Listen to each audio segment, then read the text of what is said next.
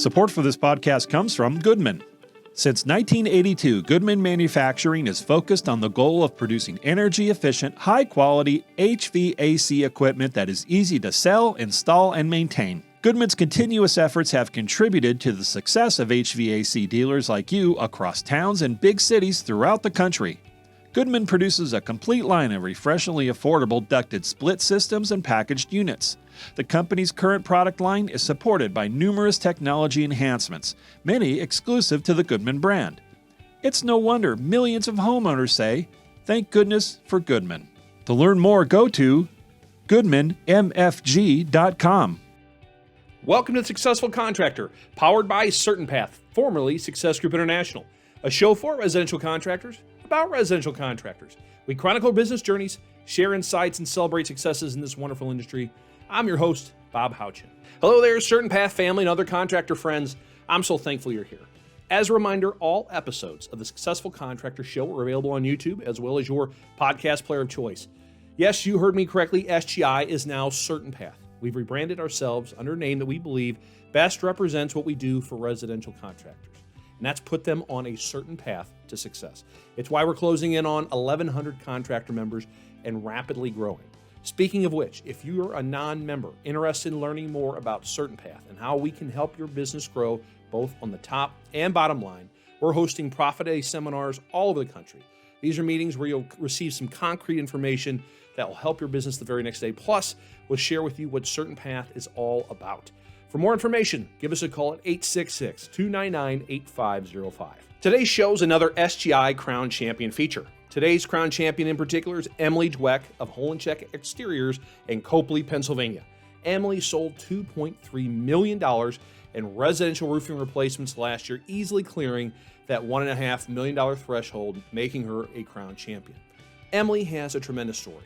She was completely new to the roofing industry just a few years ago. She had friends who worked at Holencik, and they recruited her to the company. In October of 29, she began her onboarding and training. Of course, the world turned upside down in March of 2020. Not long after, she began running leads on her own. But that adversity did not deter Emily. In fact, she's thrived in the position. Emily is wired to compete. She's done it her whole life. She's been an athlete from the time she was 4 years old all the way through college. Emily thrives on a challenge and a desire to win. It's carried her through her professional life as well. You'll learn much more about Emily's story, and just as importantly, she'll share with you her detailed sales process. Emily explains every step from the moment she drives to an appointment to the moment homeowners sign with her. Of course, we'll discuss all those steps in between as well. She's got a lot of great insight. You'll see how passionate Emily is about her industry and especially her company, Holencik, and how, in her eyes, they're the obvious choice for any homeowner. So without further ado, here's Emily Dweck of Holencik Exteriors in Coplay, Pennsylvania. I hope you enjoy it and take away a nugget or two. Emily, thank you so much for being here today. Absolutely. For those who haven't had a pleasure meeting you, can you please share with them your name, your company name, and where you guys are located? Sure. Emily Dweck from Holencik Exteriors, Coplay, Pennsylvania. It's about an hour and a half from Philly. Is that all you guys That'll work? Yeah, that'll work. That's all right. You paused, so I didn't know if you guys were moving or something. Oh, no, yeah. No, okay, all right. We're talking for a very good reason. You had an awesome year last year, so go ahead and brag about yourself. Sure. How'd you do last year in terms of your sales? Pretty well. I got 2.3 in sales, closed at about 48%. That's great. Yeah. That's awesome. Now, do you go on only replacement opportunities, or do you close repairs as well? Just replacements. Okay.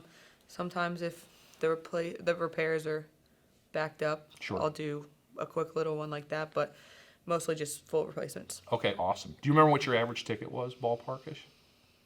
I believe it was like 15,000. That's great. Yeah. That's great. How's this year going so far? It's going well. Winter was It's winter. a little winter was winter. It was a little slow. But right now I think I'm at like 320 for the year. Yeah.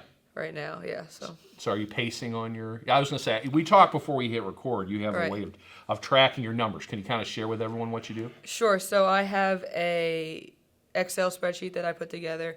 I get my goal that I want for the year, break it down by month, and then put what I actually hit that month, so then I can see the difference if I'm above or below. Yeah. And then it tracks how I'm at, or where I'm at for the year, to make sure hitting that goal. Sure. Pretty much. Sure. Are you on target, or were you a little behind?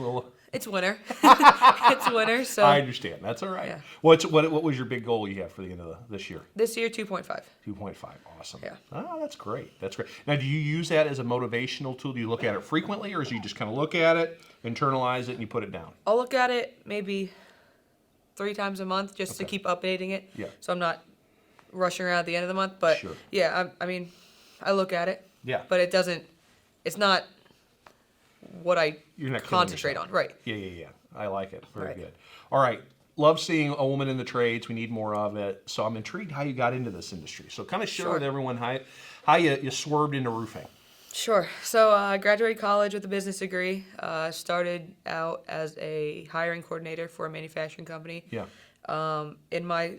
In the town where I went to school. So I just kind of stayed out there, hanging out with my friends pretty much.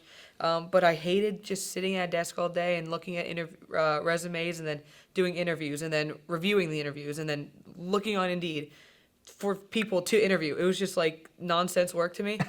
I hated sitting at a desk all day. I hated sitting inside when it was beautiful out. Sure. So I was like, I don't think I can do this anymore. Yeah. Moved back to my hometown. 2 of my best friends from growing up work at the company. Oh. They're repair techs. So Okay. they said they needed a sales person. So here I am. Here you are. Here I am. So you just reached out to Jesse or something? Said, They said pretty much to Jesse, hey, we have somebody. And then Yeah. I just kind of sent him a resume and went from there. right. Yeah. So your knowledge of the industry was really zero at that I had point. no idea Right. anything about a roof. Right. I didn't know that much went into it. I knew it was on top of the house. That's right. That's it. That's about all I got that's to. all I That's knew, all right. Yeah, that's funny. Right. So what was your training process like to come from ground zero? Pretty much just sit in the office with Jesse every day, and Yeah. I'd go on calls with him, and he would kind of just give me roof language. Yeah. So I'd study that a little bit, and then he'd quiz me on it, just so I could get the terminology down and know Sure. what goes into it. Pretty much just going out and watching what he does, and that's pretty much the training that I had. Yeah. How long were you in this onboarding process before they gave you leads to run? I started in October 19, and then by like midway through January 20, Yeah. I was starting to do it myself. Right. And then you start then, and you got probably 1 month of normal. Yeah. And then COVID. Yep. How did you, you're new to this industry. You're dealing with this unprecedented thing. Right. So how did that affect what you did? Did it cause a lot of issues, or were you still able to sit down with people? So what I would do is I'd show up to their house, give them a call, say, hey, I'm here. They didn't want to talk to me or be in talking distance with me. Yeah. I just ask them what's going on, why am I here, things like that. I'd do the roof, everything that I needed to do. I'd go back to the office or my house, put it all together, give them a call, either Zoom or phone, depending on what they wanted to do. Email them the proposal, Yeah. and then do it that way. Okay. So, it wasn't ideal, but Yeah. it is what it is. Yeah. For sure. All right. That's interesting. Yeah. Well, I don't want to talk about the craziness anymore. Right. Let's get back to normal. Sure. I want to talk about your routine, your sales process. So you get dispatched to go to a sales appointment. How much background are you given? What's your process for kind of getting yourself mentally ready as you drive to the house? Do you have kind of a routine you go through? Sure. So I get in our database, it'll have some notes like roof or whatever it might be, siding, gutters, whatever. It'll say if there's anything wrong with it, like it's leaking or if it's just old. It'll have a little bit of background like that. So then I don't really pay too much attention to that. I kind of just go in and ask the questions to the homeowner Sure. just so they can get talking. Right. And they can tell me exactly what's wrong. Sure. On my way to sales call, I just put on some music and get there. You got any go-to music you listen to? You like to be pumped up or chilled Yeah, out? it depends on the day, depends on the mood, it depends Yeah. on the weather. Yeah. It just depends. Just depends. Yeah, That's right. Just depends on the day. Yeah. But definitely more upscale music. Okay. All right. I dig that. All right. You pull up to the house. You knock on the door. All smiles. Do they let you in, or do you get a lot of people that feel like they got to rush out to you because you're a roofer? Depends on the situation. If it's siding, I try and go in because it's more not more technical, but more options and they usually know exactly what they want. Yeah. With roofs, I kind of just stay at the door because I want to do my thing outside so I can see what's going on and then ask them questions. Okay. So I'll say, hey, like, why am I here? What's going on? I usually say what's going on, and then they kind of just get talking. Sure. And if they want to take me around and show me on the house or show me inside, then I'll follow them. Yeah. But I just want like pretty much just a summary of, Okay. or like cliff notes of what's going on. Right. So then I can look at it more in detail. Sure. And then go outside, do my thing, put Okay. put the proposal together, Yeah. and Well, let me slow you down before we get to the proposal Sure, part. sure. When you first meet them and everything, we always talk about ice breaking or building rapport, right? Sure. Because you want to differentiate yourself from maybe someone else that's given them a bid. Right. Do you do anything like just exploratory questions in terms of getting their background, maybe talking about them, or do you just kind of get into the roofing stuff? it depends on the person. Okay. So if I'm dealing with a high D or a high C, they don't care Yeah. about anything that I have to say besides what's going on the roof. Right. If it's a person that's a high I, high C, it just depends. You have to Sure. kind of talk to them for 5 minutes, and then you'll figure out if they want to have a conversation. Yeah. Yeah. Some people don't even want me to knock on their door. They just want like a quick in and out. Yeah. Yeah. So in those first 5 minutes, though, what are Sure. some things you ask to so you can get them to talk to kind of give you some insight into their disc personality profile? Sure. So why am I here? How long have you lived in the house? How old's the roof? And then if they just want to give me answers, they're going to be short, sweet, to the point. If they want to talk, they'll start to talk. Yeah. And then that's when I kind of figure out, okay, I need to ask them about why they have a Cowboys flag outside their Yeah. house or something like that. Sure. That's funny. Yeah. So you really you're listening to speech pattern, probably looking at their body language, right? Right. And then how open or closed they are. Right. Okay. How do you handle those eyes that just want to talk for 3 hours? You kind of have to curve them a little bit. Yeah, so Yeah. I mean, I don't mind to talk to them, but I'll be like, all right, hold on, let me take a lap. I'll say, if you want to take a lap with me, then we can continue to talk. But I I want like to that. get my pictures and get all the information outside. Yeah. So I always invite them to take a lap with me around their house, just Yeah. so they can continue to talk, but I can get done what I need to get done. Yeah, I like that. We talk about at SGI like credibility statements, so Sure. people kind of to build trust in who you are and your Right. company. Do you do that early on in the call, or when do you kind of deliver that? So we use Pulse M. Okay, so sure. Kind of just sends them a quick 3-sentence bio, just about me. It has a picture of me, so some random person's just knocking on their door, Right. and they kind of get to know me a little bit. So if they do want to have a conversation, they'll bring up, "Oh, I see you golf," or whatever it might be. Oh, it has personal stuff too. Right. Yeah. So then that's my little credibility statement. Okay. But if they want, a lot of people ask, like, how long have you been here? What's wrong? What's up with the company? Like things like that, and then I'll start to talk. But some people just don't care. Sure. Yeah. Some Right. people just want a roof. I understand for sure. All right. So talk about kind of your inspection process. You said you just walk around the exterior. I guess do you get in the attic and on the roof at some point? Sure. So we use hover, so I take pictures all the way around the house. Okay. I'll take notes of what's on the roof or anything like that. Throw a ladder up. If it's too steep, I'm not going to climb on it, Sure. but I'll at least put it up there so I can inspect the shingles, take a picture of what it looks like, so I can have something to show them. Yeah.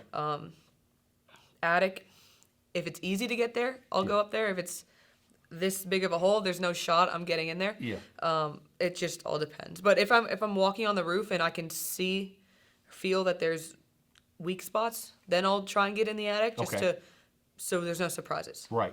And you do the inspection, whether it's just a marketed lead type of thing. Is that really your way of differentiating yourself from maybe some of the other companies that just say, oh yeah, here you go, here's your bid for $20,000, right? Right, because I don't want them to pay for something they don't need. Right. I tell them that every time. Yeah. I don't want to pay for something like a $15,000 roof. When you need $1,000 repair. Yeah. It doesn't make sense to me. Right. That totally makes sense. So what are some other things that you're looking for? I mean, the shingle quality, soft spots.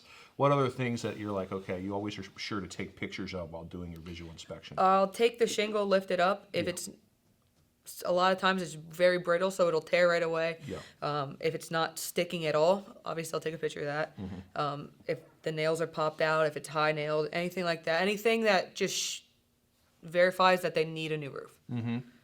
That's Sure.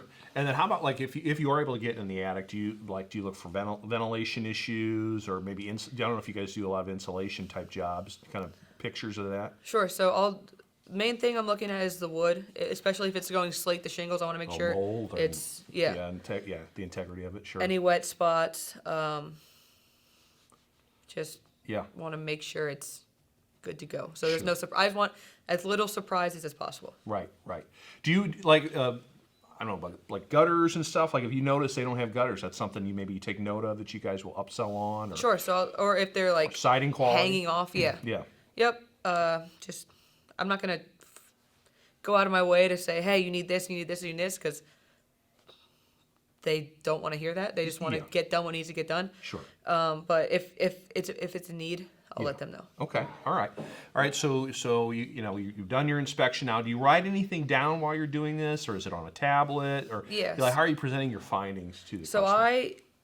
When I'm taking notes, I have my iPad and I just open a Word document, type whatever, Okay. Write whatever's on the roof, and then I'll take pictures and I'll show them my pictures on my cell phone. Okay. All right. So and then before you do this, do you go to your car or do you write out options before you sit down and go over your findings and then what the next steps are? Maybe talk about what you do after doing your inspection. Sure. So usually in the first 5 minutes of me talking to them, how long have you lived there?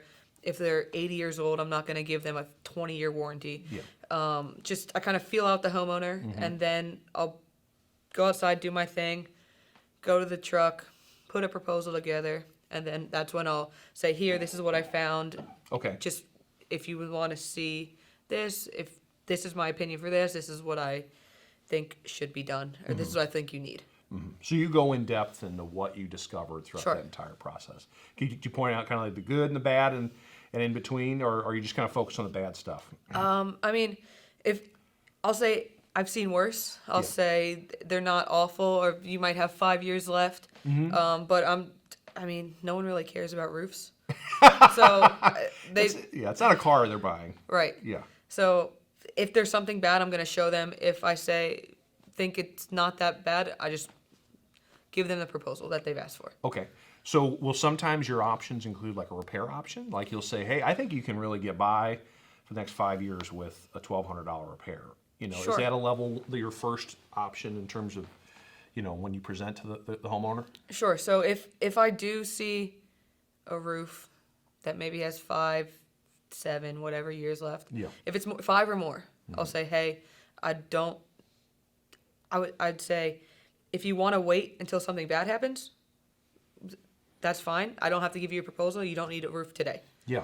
But if you want to get on top of it, I like that. when the roof prices are only going up, I would suggest this. Yes. Okay. I like that. All right. Support for this podcast comes from Home Depot Pro. At the Home Depot Pro Trades, our job is helping you do yours. Powered by HD Supply, we are uniquely positioned to help drive your business through unrivaled access to professional-grade products and innovative business solutions that address the challenges you face every day. Our national network of distribution centers and more than 2,200 store locations provide national reach with a local focus, which means unmatched convenience and product availability. We power pros to do more. Welcome back to the show. I'm talking with Emily Dweck of Holencik Exteriors in Coplay, Pennsylvania. We've learned how Emily got into the roofing industry. We've discussed how she monitors her performance, how Emily builds rapport and conducts the inspection, and how she builds her options. In the second half of our conversation, Emily will talk about how she differentiates Holencik from the competition. She explains how she handles almost every objection imaginable. Emily divulges what keeps her motivated, and she shares so much more. So let's jump back into my conversation with Emily Dweck of Holencik Exteriors in Coplay, Pennsylvania. So let's say, you're going out and someone is calling you, they know they want to replace the roof, it's 30 years old or whatever. Sure. So you're not even dealing with that repair thing. You build out, you go through your inspection, these are value builders. You write out your options. How do your options in what you present differentiate versus maybe ABC Roofing that came 2 days ago, because you got a bid collector you're dealing with? So what are some key ways that Holencik differentiates itself in those replacement options? So we're the only company that gives options. Okay. The other companies just hand them a sheet of paper or email them a sheet of paper. All right. Say, this is what you need. Yeah. And this is it. Okay. I give 2 options, unless again it's an 80-year-old. She doesn't need a 20-year warranty. Yeah. So if I'm giving 2 options, I'm going over them. I hype up the more expensive one, Right. just because bigger ticket. Sure. But if I can tell like they don't really need it, I'll say honestly, we're not going to install it any different. Yeah. Same workmanship. It's just the guarantees that we offer as a company is the main difference, and that's Okay. what you're going to get. Okay. So you said that on the big option though, so maybe walk me through all the different features of your Supreme or whatever. What do you call your top We have a option? Deluxe, Premier, and Optimum. Okay, so your Deluxe. Maybe talk, as if I was a homeowner. Share with Sure. what all the bullet points are that you So talk. Deluxe just probably sell that 95% of the time. So that's just like our standard package. Okay. So we're doing the Ice and Water Shield Code. We're doing the Felt Buster instead of the different like Tiger Paw or anything like that. Just like the standard ones. The biggest differences, honestly, between the 2 or the 3 are the guarantees we offer. So Yeah. 5 years versus 15 years versus 25 years. That's the main. That's what you differentiate yourself. Right, from. and then the prices aren't substantially different between each option. Okay. The real difference is the guarantees. So I'll say if you're going to be here for a while, I would suggest spending $1,600 extra and getting 10 years extra of us being there no matter what. Sure. So So say I'm a C personality, and I'm like, I got to know what all this stuff means, Sure. right? Because that's how I'm wired. How do you explain like Water Shield? Like, what is that? How is it different between the packages? Sure. Or how is it different from what you guys do versus again ABC Roofing that just gave me a number? Sure. I didn't break it down. So I'll tell them what code is, how big the roll is. So it comes on a 3-foot roll. And then I'll say it has to be 24 inches within the inner wall. If you do 24 inches plus the thickness of the wall plus the overhang, that is, or if not more than 3 feet. So if you're just doing one roll, you're probably not within code. Okay. So that's what I try to hit. And then I'll show them a picture of a house that someone else has done that I got them mid-install, and it's just one course. I'm like, it's not code. Yeah. So So you plant that seed that Right. does happen out there. right. Okay.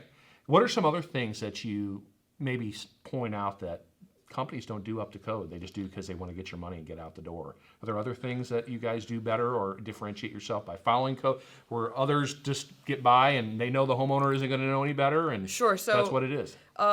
Another thing is our down payment that we take. A lot of people take half down. Yeah. In Pennsylvania, you can only take a third down. Okay. Oh, wow. Yeah. So they don't even know that. Right. Yeah. So then I point that out. I'm like, I don't care if you don't go with me or not. Just know that that's not correct. Right. But yeah, I mean, I think we just do a better job. I think. I don't Yeah. know. I don't. Yeah. How do you? So let's talk about that. So who manages the job? So once you sell the job, because I know there's sometimes supervisors or stuff where a lot of companies don't do that. Is that I can't remember. Do you guys do that at Holencik or? Sure. So I'll sell the job, do all the paperwork, get everything ordered, and then Adam is the project manager. So Yeah. he just manages the job, and then he'll collect payment at the end. Okay. All right. So you guys don't have a representative on the roof off and on while it's being put on? Adam, he's there. Okay, so Yeah. he is there. I didn't know if that was a point of differentiation. They go, hey, we don't just have a crew up there and they leave and we take your money. We have someone that kind of supervises and double checks the work Yeah, that they I do. usually tell him that Adam's on and off site Yeah. throughout the project. Obviously, if he needs to go get stuff or go to a different job, he's not going to be there, but he'll be present, and he walks around before and after the job Okay. with the homeowner just to make sure we take care of everything. Absolutely. That's great. All right, so let's say, you've laid out your options. Maybe I've tossed an objection or two. Well, yeah, actually, let's dig into objections a bit more. Sure. You got someone that's got way too much time in their hands. Right. And they got 5 bids, and they go, you're the most expensive. So how do you manage those people that go, why are you the most expensive? Sure. I pretty much just say you're going to pay more. You're going to pay for what you get. So you might pay a little bit more, but you're going to have that security from us. Yeah. I say if anything were to happen, we come out the next day or 2 days, whatever it might be. I said if it's Friday at 8 o'clock, you might not see us till Monday, but we're there. Yeah. How do you differentiate Holencik as a company versus some of the other companies that might be only in business for a few years. You know what I'm talking right, about. Yeah. So, I mean, I just always let them know that we're a family company, that all the people that work there are friends outside of work. Yeah. I don't know. It just makes sense that You people believe would in it. pick up. Yeah. That's nothing wrong with believing in your Right. company, because I'm sure you exude it in your body posturing. They can see you're not just there. There you go. Right. You're passionate about working for the company. Right. I mean, I've heard from people that other companies come, they're there for 5 minutes, drone it up, and then email it, or Yeah. they're there and they belittle them, or whatever it may be, and Yeah. they're there for 3 hours and it's just a whole day, and then they call their manager and they're like, "Oh, we can take 10,000 off now if you sign right now." Yeah. Like, they're just You guys don't. shifty. Yeah. Right. That's right. That's right. That's interesting. So okay, so how about the people that are like, man, I thought a roof cost $7,000. I didn't realize it's $15,000 or $16,000. Did you Right. bring that up early in the call? Like, do you have any expectation, Mrs. Jones, what you're looking to spend? You don't prefer to get into that early. No, so if they say, "Oh, I thought it was $7,000," I'll say, "Why did you Okay. think that?" Yeah. And then they'll say, "Oh, I put a roof on 15 years ago at my other house, and that's how much I paid back then, and Right. this is a smaller roof." And I'm like, "Well, it's." I said roofs aren't getting cheaper, so Yeah. I don't know. I kind of just break it down for them and say since I've been here, we've had price increases every so often, like X Yeah. amount of months, and I say it's not getting cheaper; it's only getting more. Right. Right. I was going to ask you about that. How much of that, materials issues comes up in your sales process? Is it mostly only an objection handling, or? Objection handling, Yeah, yeah. okay. I'm not going to break it down for them if they're not asking for the breakdown. Right. Do you do anything to kind of create any urgency to close that day, or are people that go, I just want to think about it, No, or pray about it, or whatever? No, you don't. I don't push them. Yeah. Sometimes I'll say, like, if I can tell they're like right on the fence, I'll say, if you want to sign today, I'll take 3% off. Okay. But it's already built into the price. Yeah, absolutely. and that's because before I put it together, I can already sense what's going on with them. Mm-hmm. So I'll say I'll just do 3% off if you can sign today. If not, that's no big deal. I don't want to pressure you. Sure. Yeah.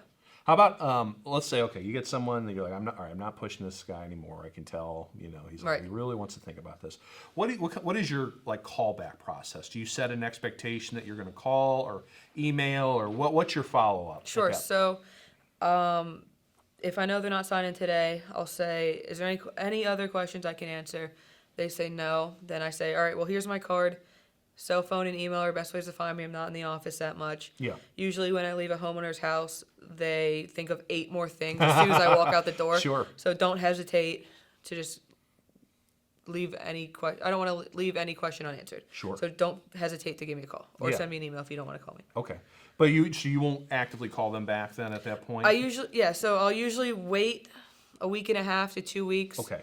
And then call them back or send them an email and say, "Hey, just wanted to see if you had any other follow-up questions. Yeah.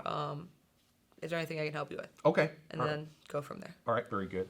All right, let's say, obviously, you're closing most of them. So after they sign and they're happy, is there anything you do to, because obviously, what's your turnaround time on a new roof? I know it's probably longer these Like days. 7 weeks. Right. Depends on the month. Right. So there's an opportunity for them to cancel. Right. Right. So is there anything you do or say to kind of wrap up the process, make them feeling good about spending a whole bunch of money before you walk out the door to avoid those cancellations? Yeah. So again, I'm just saying, if there's if you need anything at all, here's my card. Give me a call. Shoot me a text. I want to get it all figured out. But I kind of just lay out what's going to happen. So I usually say, all right, I'm going to go back to the office, get this processed. I'll get everything ordered. You'll get a postcard in the mail in about 2 weeks. Give you an expected date. Once it gets closer, Adam will call you. Okay. Get it all together. But in the meantime, if you have any questions, obviously give me a call. Okay, all right. Just some random questions here, and let's see if you Sure. So, can you think back of any appointments or calls you had where you're like, "There's no way I'm closing this person," Sure. and then all of a sudden it's like a $30,000 roof or something, like any kind of unique Yeah. stories like that? So I went to a house. It was a morning appointment. It was pouring rain out. It was so cold. I was miserable. Just didn't want to be there. Pull up to his house. It's like a 70 square roof. So I'm like, all right, well, maybe this might be worth it. Yeah. Knock on the door. He doesn't let me in. We stand on the front porch, walking around this house, taking all my pictures, getting everything together. He wants gutters as well. Put it all together, go back, again, just go over it on the front porch. Still pouring rain. I'm dripping wet. Yeah. He's like, all right, well, I take my kid to college today, so I'll let you know. I was like, all right. 2 days later, I get an email. It says he just dropped off his proposal. So, yeah, it was it was a nice one. Yeah, that's nice and easy. And I didn't think 15 minutes or something like that. Yeah. Right.